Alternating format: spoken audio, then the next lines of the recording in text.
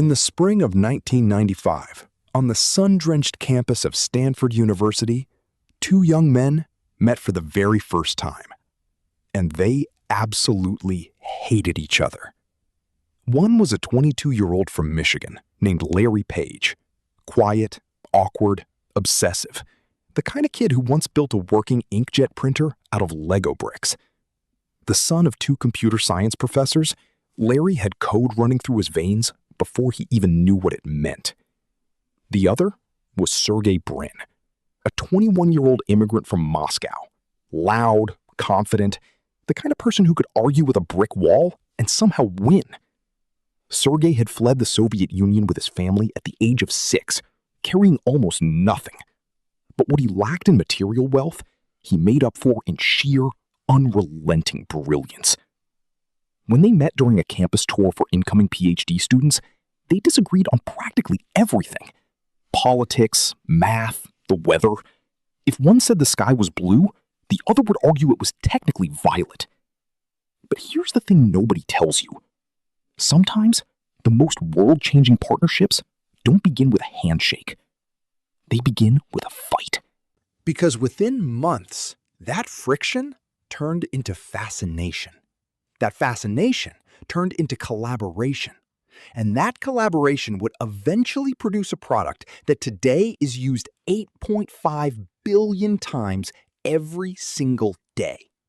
More than the number of people on planet Earth. Now, before I tell you how two argumentative grad students accidentally built a $2 trillion empire, I need you to understand something. This story is not what you think it is. This isn't a clean, polished Silicon Valley fairy tale. This is a story of desperation, rejection, near bankruptcy, and a single moment in a parking lot that changed the trajectory of human civilization. So buckle in, because the story of Google is the story of the modern world itself. And it almost never happened. But to understand how close Google came to dying before it was ever born, we need to go back to a tiny dorm room, a wild idea, and a project that Larry Page's own professor told him was completely impossible. It was late 1996, and Larry Page couldn't sleep. Not because of stress, not because of exams, because of a question. A question so simple that it was driving him insane. What if the entire World Wide Web could be downloaded? Not pieces of it, not chunks, the entire thing. Now, in 1996, the internet was still in its infancy. Most people were still using dial-up. Amazon was a tiny online bookstore. Facebook wouldn't exist for another 8 years. And the idea of downloading the internet sounded about as practical as drinking the ocean. But Larry didn't care about practical. Larry cared about interesting. See, what fascinated Larry wasn't just the content of web pages. It was the links between them. Every time one website linked to another, it was essentially casting a vote of trust, a vote of relevance. And Larry realized that if you could map every single link on the internet, you could figure out which pages were the most important. Not by what they said about themselves, but by what other pages said about them. He called this idea backrub. Yes, the technology that would eventually become Google was originally called backrub. Let that sink in for a moment. Larry brought this idea to his PhD advisor, Terry Winograd, who thought it was ambitious but worth exploring. Then he brought it to Sergey Brin, the same guy he'd argued with months earlier. And something clicked. Sergey, who was a mathematics prodigy, immediately saw the potential. Where Larry had the vision, Sergey had the mathematical framework to make it work. Together, in a cramped dorm room at Stanford, they began writing an algorithm. They called it PageRank, named after Larry Page himself. And this algorithm did something no other search engine on the planet could do. At the time, search engines like Yahoo, AltaVista, and Lycos ranked web pages based on simple keyword matching. You type in a word, you get pages that contain that word. That's it. The results were terrible. Searching for anything meaningful felt like looking for a needle in a haystack made entirely of other needles. PageRank was different. It didn't just count keywords, it measured authority. If 100 websites linked to a single page, that page was probably important. If those 100 websites were themselves highly linked, even better. It was like an academic citation system for the entire internet. And when Larry and Sergey tested it, the results were staggering. Their search engine was so much better than everything else that Stanford's own students started abandoning Yahoo to use it. The university's bandwidth was getting crushed. Larry and Sergey were literally using so much computing power that they crashed Stanford's internet connection multiple times. But here's the twist nobody expects. Larry and Sergey didn't want to start a company. They wanted to be professors. They tried to sell their technology. They went to Alta Vista. They went to Excite.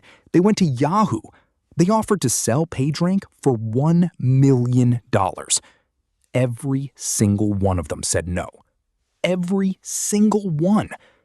The CEO of Excite, George Bell, reportedly told them their technology was too good because if search results were too accurate, people would find what they needed and leave the site faster, which meant fewer ad impressions.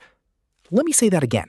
A CEO turned down the technology that would become Google because it worked too well.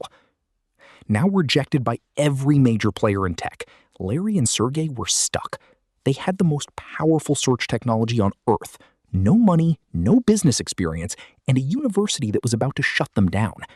They needed a miracle.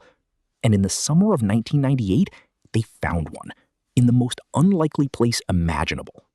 By the summer of 1998, Larry and Sergey were running out of options. Stanford was pressuring them to either scale down their project or leave. Their credit cards were maxed out. They had been using borrowed computers, borrowed servers, and borrowed time. The dream was dying. And then a name entered the picture that would change everything. Andy Bechtolsheim. Andy was a co-founder of Sun Microsystems, a legend in Silicon Valley. Someone who Larry and Sergey's professor managed to connect them with for a meeting. But Andy was busy, incredibly busy. He didn't have time for a full pitch. He told them to meet him early in the morning before his first meeting of the day.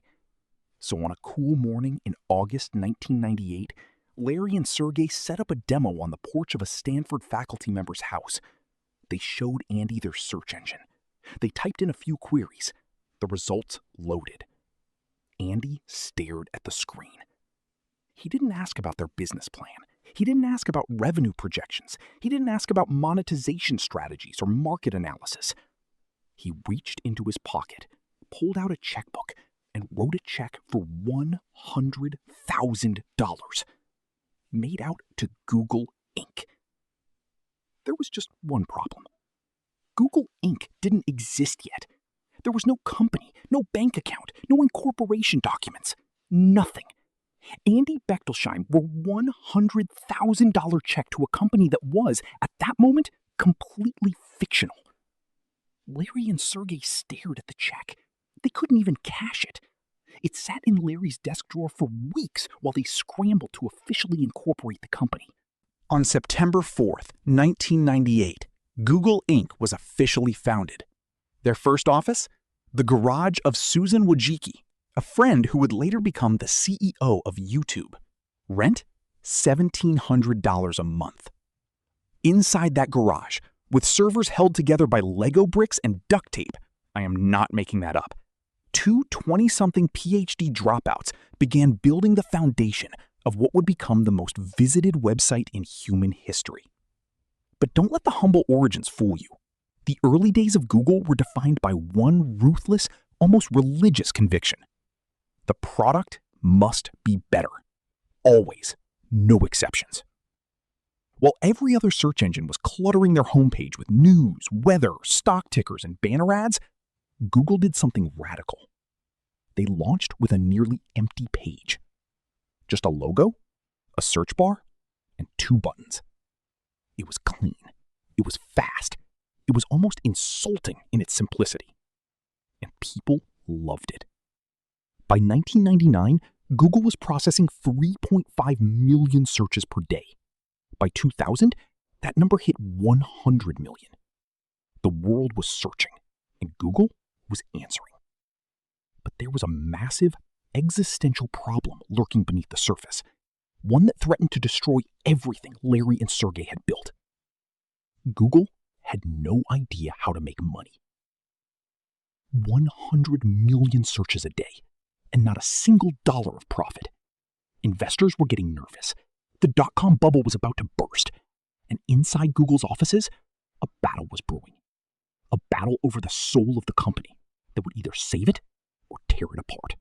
And on August 19th, 2004, Google went public with one of the most anticipated IPOs in history.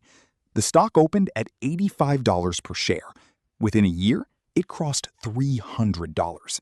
Larry Page and Sergey Brin, the two argumentative grad students who tried to sell their technology for $1 million, were now billionaires. But something else was happening, something quieter, something that would define the next 2 decades. Google was no longer just a search engine. It was becoming an empire. And empires, as history has taught us again and again, don't just grow, they conquer. What Google did next would make it the most powerful and most feared company on the planet. But it also put a target on its back so massive that even the United States government would come after it. And this is where a decision was made that would not only save Google, but would fundamentally reshape the entire global economy. They introduced AdWords. Launched in October 2000, AdWords was Google's advertising platform. But it wasn't like the obnoxious banner ads that plastered every other website. Google's ads were text-based, small, clearly labeled, and here's the genius part, they were tied directly to what you were searching for. If you searched for running shoes, you'd see an ad for running shoes, not a flashing banner for mortgage rates, not a pop-up for weight loss pills. A relevant, useful, targeted ad. And advertisers didn't pay just to show the ad. They paid only when someone clicked on it. Pay per click. It was revolutionary. But the true breakthrough came in 2002 with the introduction of AdWords Select and the quality score system. Google realized they could rank ads not just by how much an advertiser was willing to pay, but by how relevant and useful the ad was to the user. This meant a small business with a great targeted ad could outrank a Fortune 500 company with a lazy generic one. It was democratic, it was meritocratic, and it was unfathomably profitable. In 2001, Google's revenue was $86 million. In 2002, $440 million. In 2003, $1.5 billion. In 2004, $3.2 billion. The numbers didn't just grow, they exploded. And on August 19th, 2004, Google went public with one of the most anticipated IPOs in history. The stock opened at $85 per share. Within a year, it crossed $300. Larry Page and Sergey Brin, the two argumentative grad students who tried to sell their technology for $1 million, were now billionaires. But something else was happening, something quieter, something that would define the next 2 decades. Google was no longer just a search engine. It was becoming an empire. And empires, as history has taught us again and again, don't just grow, they conquer. What Google did next would make it the most powerful and most feared company on the planet. But it also put a target on its back so massive that even the United States government would come after it. What happened between 2004 and 2015 was not a business strategy. It was a conquest. Think about this for a moment. Really think about it. You wake up in the morning, you check your phone. It's probably running Android, a Google operating system that now powers over 3 billion devices worldwide. You open your browser, probably Google Chrome, which controls over 65% of the global browser market. You check your email, Gmail, with nearly 2 billion users. You need directions, Google Maps. You want to watch a video? YouTube, which Google acquired in 2006 for $1.65 billion in a deal that people called insane at the time. YouTube now generates over $30 billion a year in ad revenue. You want to store a file? Google Drive. Translate a language? Google Translate. Find a restaurant? Google Search. Research a medical symptom? Google. Check if your flight is on time? Google. Settle an argument with a friend about who starred in that movie? Google. The average person interacts with a Google product over 200 times per day and doesn't even realize it. By 2015, Google had become so massive that it restructured itself under a parent company called Alphabet Inc., a holding company for Google and its ambitious moonshot projects. Self-driving cars through Waymo, life extension research through Calico, internet beaming balloons through Project Loon, artificial intelligence through DeepMind. Larry Page and Sergey Brin weren't just running a tech company anymore. They were trying to reshape human existence. But here's where the story takes a darker turn. Because with all that power came something inevitable, something dangerous. Scrutiny. In 2017, the European Union fined Google $2.7 billion for manipulating search results to favor its own shopping service over competitors. It was the largest antitrust fine in EU history at that time. Then came another fine, $5 billion in 2018, for forcing Android phone manufacturers to pre-install Google Search and Chrome. Then another, $1.7 billion in 2019 for blocking rival advertisers. And then, in October 2020, the United States Department of Justice filed the most significant antitrust lawsuit against a technology company since the government went after Microsoft in 1998. The charge? Google had illegally maintained its monopoly over search and search advertising, paying companies like Apple billions of dollars per year to make Google the default search engine on iPhones and Safari browsers. The number was staggering. In 2022 alone, Google reportedly paid Apple $15 billion just to remain the default. $15 billion. Not to build anything, not to innovate anything, simply to stay in front of your eyes. In August 2024, a federal judge ruled that Google had indeed violated antitrust law. Google was officially declared a monopoly. The company that was born from a philosophy of "don't be evil," their original corporate motto, was being accused of being exactly that. But if you think the antitrust battles are the biggest threat Google has ever faced, you haven't been paying attention. Because in late 2022, something happened that shook Google to its core. Something so threatening that for the first time in 2 decades, the company internally declared a code red. And that threat came from a place nobody at Google expected. November 30th, 2022. A small artificial intelligence company called OpenAI, backed by Microsoft, quietly released a chatbot called ChatGPT. Within 5 days, it had 1 million users. Within 2 months, it had 100 million, making it the fastest-growing consumer application in the history of the internet. And inside Google's headquarters in Mountain View, California, the reaction was something close to panic.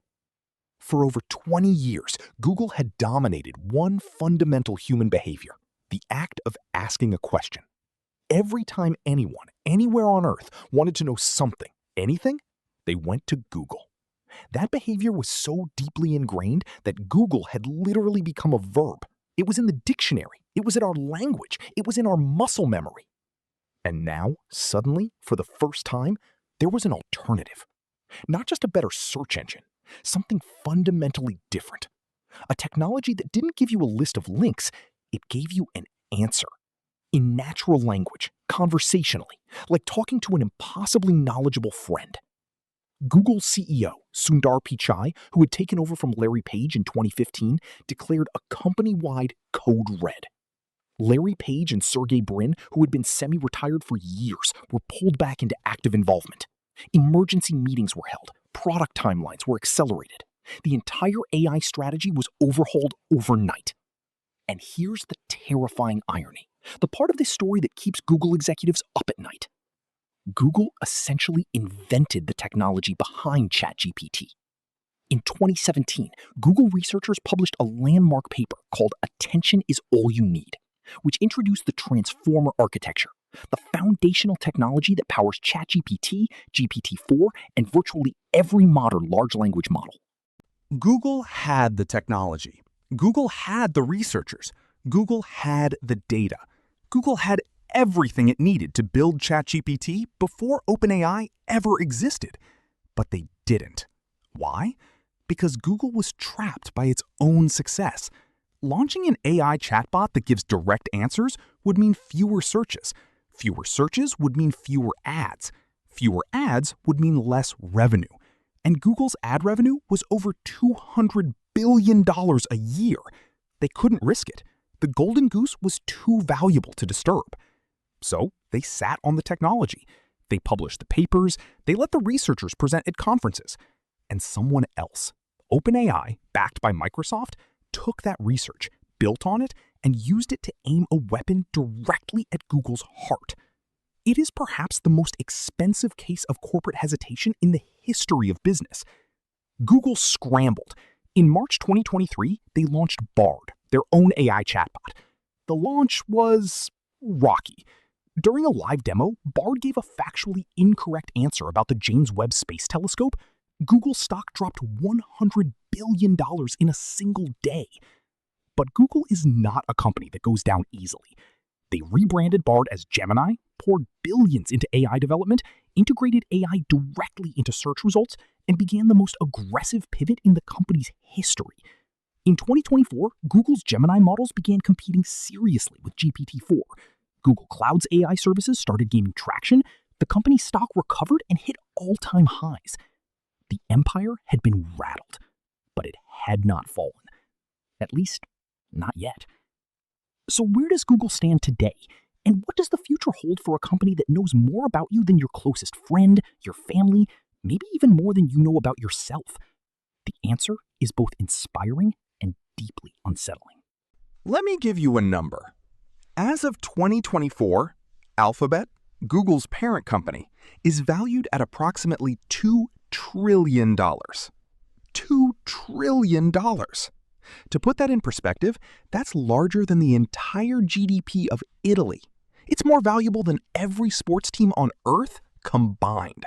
It's more valuable than the entire GDP of most countries in the world. Google processes over 8.5 billion searches per day.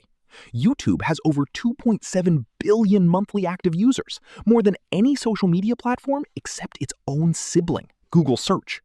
Android runs on over 3 billion active devices. Gmail serves nearly 2 billion users.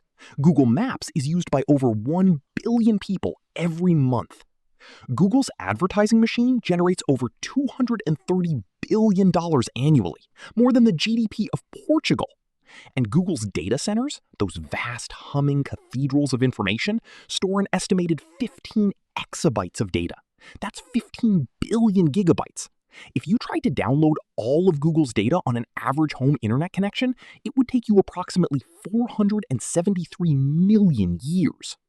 But beyond the numbers, beyond the revenue, beyond the stock price, there is a deeper, more profound truth about Google that we need to reckon with. Google doesn't just organize information. Google shapes reality. When you search for a political candidate, Google's algorithm decides which articles you see first. When you search for a medical symptom, Google decides which diagnosis appears at the top. When you search for a news event, Google decides which version of the story you encounter. Studies have shown that the order of search results can swing undecided voters by 20% or more. Google doesn't need to tell you what to think. It just needs to decide what you see. And in doing so, it influences what billions of people believe about the world, about each other, and about themselves.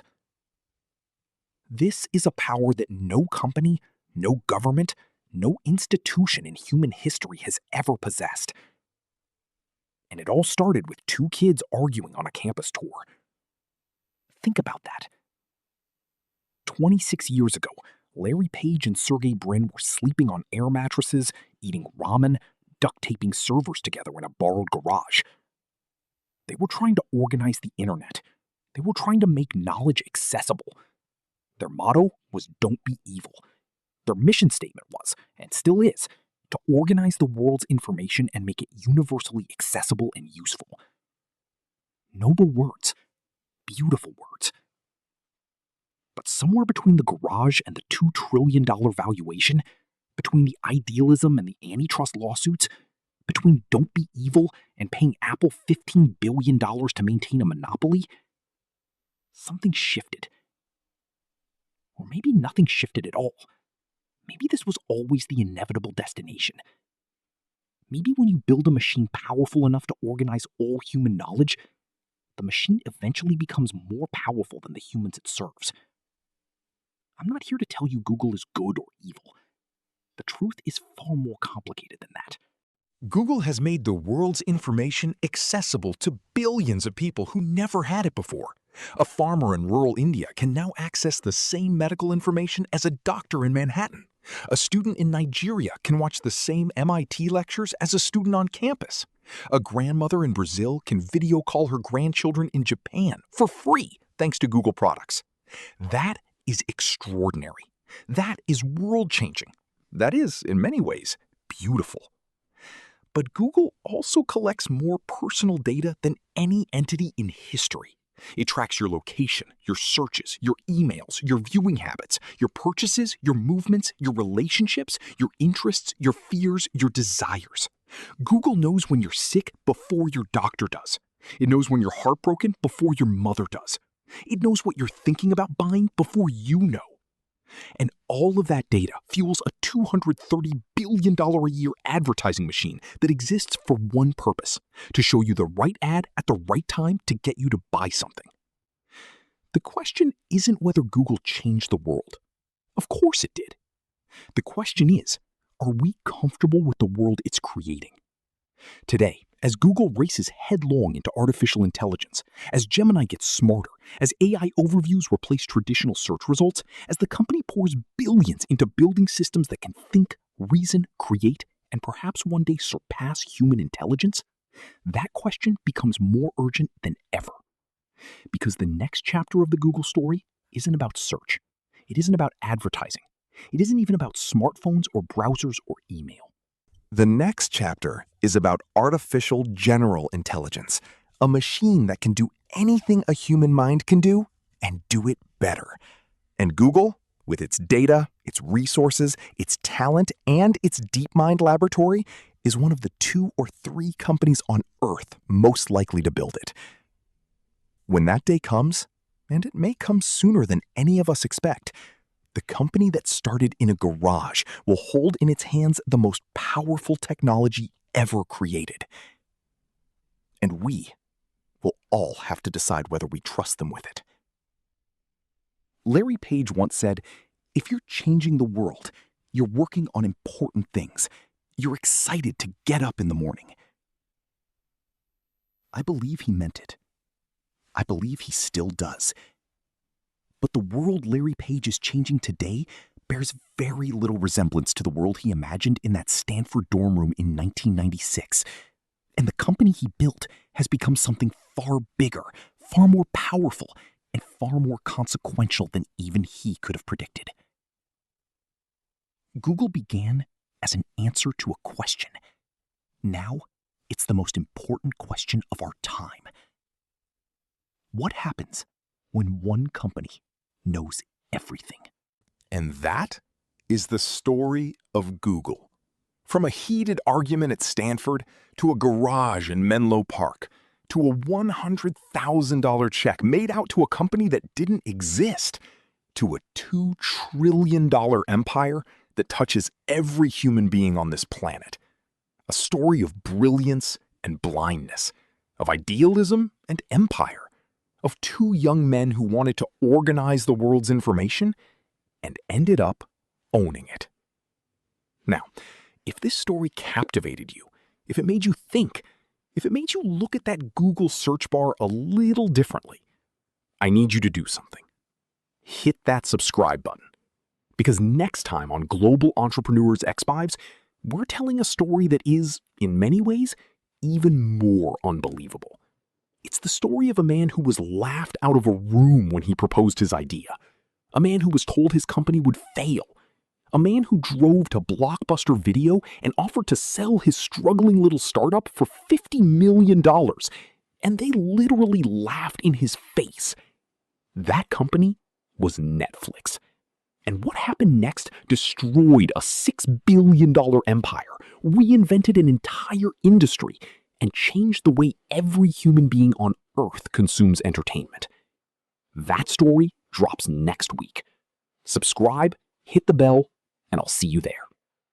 Thank you for watching Global Entrepreneurs X-Fives. Your support means everything. Leave a comment below. Tell me, do you think Google is a force for good, or has it become too powerful? I read every single one. Until next time, stay safe.